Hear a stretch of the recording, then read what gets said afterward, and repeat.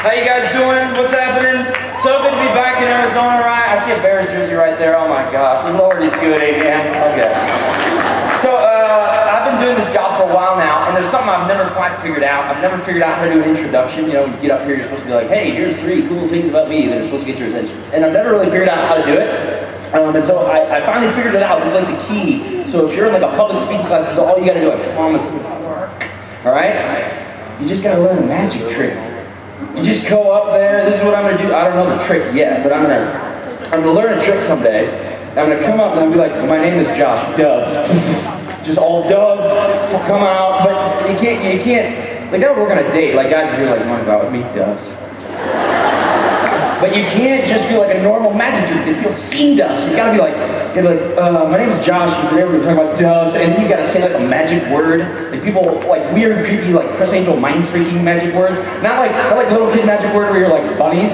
Like kind of scary magicians, they say words that are like shadow, and they like say a word, and so the doves would be flying, have like shadow, and then it'd be Ryan Seacrest like in a bubble, just floating, like you'd just be Seacresting out over you all, and then I'd be like reality, and then it would like change again, it'd be like gummy bears doing the Dougie, like just dominating like all over, it'd be bounding, it'd be gummying around.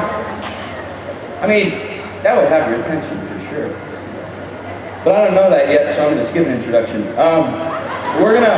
We're just gonna talk about 2 stories today. One of them happened to me, and the other one is sort of happening to me, even though the story was told a couple thousand years ago. So if you're a follow-along person in the Bible, feel free to do so. We're going to be in the book of Matthew, which is on the right-hand side, and this is Matthew 13, verse 44. This is Jesus talking. You know because it's in red, and here's what he says.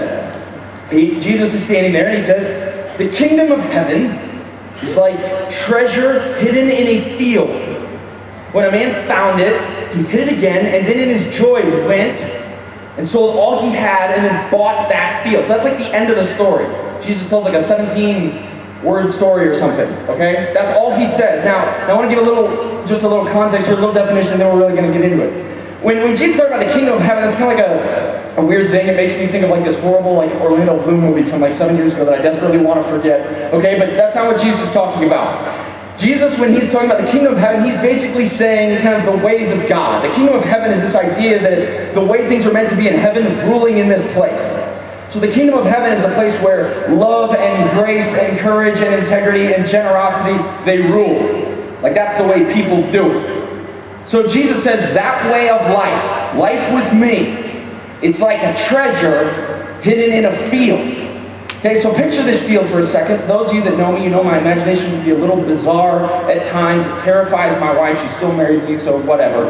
Okay, but my imagination can be weird. So I have to picture this scene. What does this field look like? So I picture this field, and there's, probably like a lot of brown grass, because it hasn't been watered because the sprinkling systems were just hideous back then. And so there's all this brown grass, and then maybe there's like one of those little like, you see them in England and Scotland, like those little stone walls that are like crumbling around. There's like little moss coming out of them, and so that like maybe circles and borders the entire field. Then there's a big oak tree out there, and maybe the owner of the field like put in a tire swing for his daughter or whatever, and she swings on the tire thing. There's like a family of badgering, like whatever. It's a field. You know what a field is. Okay, college guys barefoot throwing the disc around. Okay, that's a field. That's what it is. That's what Jesus is saying. And Jesus says that there's a guy wandering around in this field. He's strutting about. This is a strut, you guys. This is how you impress ladies, okay? This is how you strut. And this guy is walking in this field. He's got his Gap khakis on. Okay, he has his button-down shirt. I imagine him in a bow tie.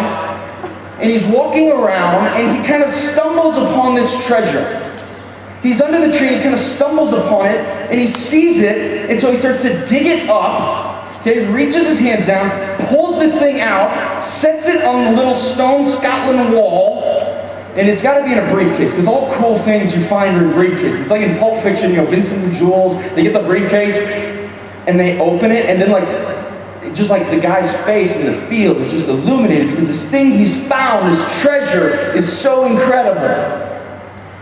It's like his face just glows, and immediately he knows, this thing is so amazing, I have to have it. Like, this thing I just found here in this field, under the tree, in the dirt, I can't let it go. I've got to have it. I'm going to do whatever it takes. So he looks around, makes sure there's no one stalking him, makes sure there's no MySpace people around, and he takes the treasure, sticks it back in the ground, and then he goes looking for the person that owns the field. Just like searching all the time. Hey, you know the guy that owns the field? Which field? Tire swing guy. Oh yeah, tire swing. He's awesome. He's over there. And so he goes and finds the guy. And he goes up to him and he says, hey, I know this may sound really strange. I want to buy your field. We've all been there, right? I want to buy your field.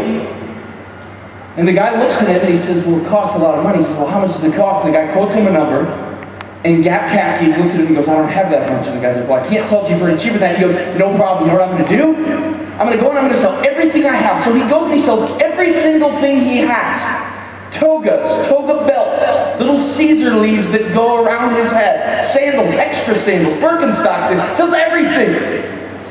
He gets the money, goes back to the guy, and then he buys the field, and now he has the treasure. And you know what's crazy about this? This guy has just given up everything for this treasure. But I love what Jesus says. He says he finds the treasure, he's got to have it, so he sells everything. But it's key. There's two words. You know what he says? In joy. He sells everything. Like, guys, those are like two mind-blowing words, because like, if ever I lose anything in my life, I'm not usually like, this is awesome, our car's totaled. Man! Ow, this is great! Yeah! This guy loses everything, but he does it in joy. Like, he's so moved. He finds this treasure so wildly satisfying that nothing can take away from what he's just found. And when Jesus describes someone encountering his ways, this is how he describes it. He says, it creates something in the person. Like, when they bump into it, it moves them. Like, something happens to them, and they are forced, they're moved to act on it in joy. He doesn't sell it begrudgingly. He's not like, oh, shucks, this really stinks. Pure joy. I mean, guys, that sounds like that moment that guy has. You know, I wonder if you've ever been so moved by something in your life that literally nothing else mattered to you.